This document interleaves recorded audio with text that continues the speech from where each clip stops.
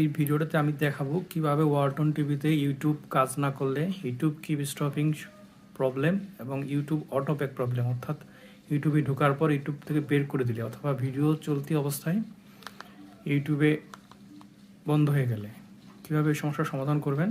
সমাধান করার জন্য আপনাদের অ্যান্ড্রয়েড অথবা স্মার্ট টিভির প্রথমে সেটিংস অপশানে যাইতে হবে। রিমোট দিয়ে আপনারা সেটিংসে চলে যাবেন। সেটিংসে যাওয়ার পরে নিচে যাবেন, তারপরে খুঁজে বের করবেন অ্যাপস থেকে সি অল অ্যাপস। এখানে যাওয়ার পরে সবার নিচে ইউটিউব আছে, এই যে ইউটিউবে ক্লিক করবেন। ইউটিউবে ক্লিক করার পরে প্রথমে ফোর্স স্টপ দিতে হবে, ফোর্স স্টপ, তারপরে ওকে।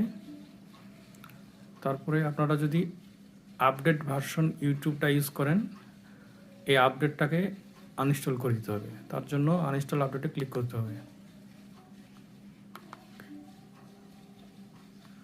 তারপরে ক্লিক করতে হবে স্টোরেজে, তারপর করতে হবে ক্লিয়ার ডাটা দিয়ে দিতে হবে।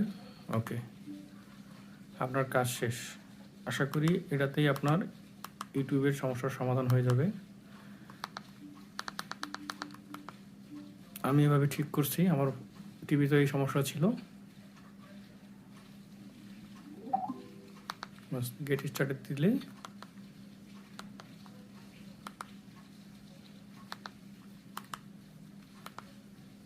এই যেখানে স্ক্যান করলেই অথবা আপনার ইমেল অ্যাড করলেই আমি গেস্ট হিসেবে দেখাচ্ছি, হচ্ছে যে গেস্ট ব্যাস, দেখতে পাচ্ছেন আপনারা ইউটিউব কাজ করতেছে। তারপরেও যদি কাজ না করে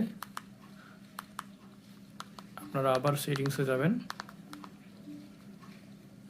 সেটিংসে যাওয়ার পরে ডিভাইস পারফরমেন্স এখানে যাবেন, এখানে সবার নিচে চলে আসবেন। এখানে আছে রিসেট, আপনার টিভিকে অবশ্যই রিসেট দিতে হবে এটা যদি কাজ না করে।